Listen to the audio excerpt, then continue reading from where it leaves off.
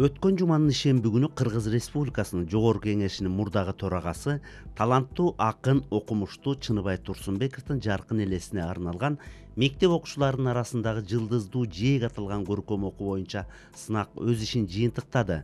Сынакка Нарын шаарынын мектептеринин жана Жам булак айылындагы Абылкасым Жутакеев атындагы мектептин окуучулары катышып, Чыныбай Турсунбековдун ырларын көркөм окуп беришти.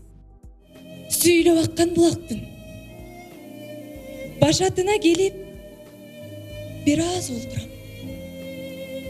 Суу агымы жарып чыгат жер астын. Балык сымал уясынан чыгат. Сынакта финалга чыккан 13 окуучу өз таланттарын сынап, Андабекова Таттыбүбү, Иличбек кызы Назик, Асылбекова Мырзайым жана Эмир Жумабаев акчалай байгелерге ээ болушту.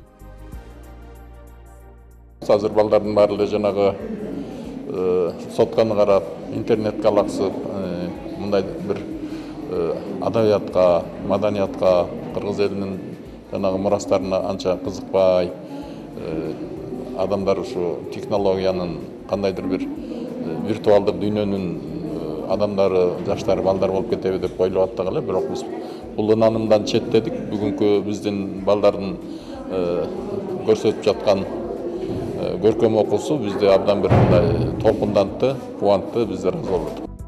Бүттитин билимин коюп ырды жаттап, аны ийине жеткире окуп берүүгө ар бир эле катышуучу аракет жасап, бирок мыктынын мыктылары гана suurулуп чыкты. Аларга калыс бааны Кыргыз Республикасынын маданиятына эмгек сиңирген ишмер Курманбек Рыспаев төрагалык кылган калыстар тобу беришти.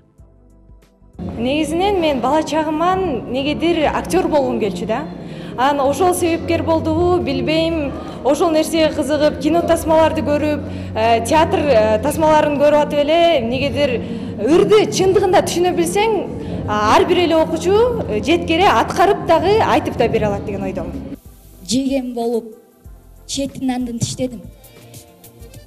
Ал чайымды такыр ичип бүтпөймүн. Алыкул Осмонов жазгандай, жакшы акындын эки өмүр, эки жазы бар эмеспи? Бирин өзү, бирин ыры жашаган.